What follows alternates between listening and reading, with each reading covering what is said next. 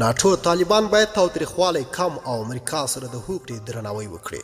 د ناټو سرمنشي یان سټولټنبرګ ویلي افغانستان باید افغانستان کې له خپل لوري تاوتریخوالی کم کړي او د هغې هوکړې درناوی وکړي چې د دې ډلې له امریکا سره کړې ده. نوموړي یو ځل بیا ټینګار وکړ چې ناټو د افغان حکومت سیاسي، اقتصادي او پوځي مرستې ته دوام ورکوي او طالبان باید پر دې پوه شي چې د جګړې له لارې نشي بریالي کېدلی او باید د خبرو میز ته کښېني. ښاغلی سټولټنبرګ چې نن چهارشنبه د ویډیو کنفرانس له لارې د خبریالانو پوښتنې ځوابولې، یو ځل بیا ټینګار وکړ چې افغانستان کې د نړیوالو ځواکونو کمېدل مشروط او شرایطو پورې اړه لري. نوموړي وویل تر سږ کال اوړي به په افغانستان کې نړیوال ځواکونو شمېر 12,000 ته راټیټ شي، خو د نورو کمښت په اړه لا هیڅ پرېکړه نه ده شوې. د ناټو سرمنشي وویل افغانستان کې تاوتریخوالی او روان سیاسي بحران وضعیت لا ترنګلی کړی دی، نو ځکه افغان سیاسي مشران باید خپل منځي اختلافات ختم کړي. نوموړي په افغان حکومت او طالبان غږ وکړ چې د سولې خبرې کې رغنده رول ولوبوي او ژر تر ژره بین الافغاني خبرې پیل کړي. ښاغلی سټولټنبرګ وویل افغانستان کې تلپاتې سولې د سیمې د هیوادونو همکارۍ ته اړتیا لري او په خاصه توګه د پاکستان د رول یادونه یې وکړه. د کرونا وایرس روان بحران ته په اشارې د ناټو سرمنشي وویل په افغانستان او نورو هیوادونو کې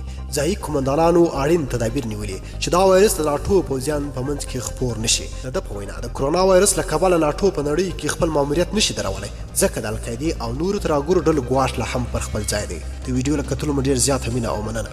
که مو دغه ویډیو خوښ شوي حتما یې درسره لایک او شیر کړئ. د لا ښایسته او په زړه پورې مطالبو لپاره زموږ چینل حتما سبسکرایب کړئ. تر بیا او بلې ویډیو د لا په امان.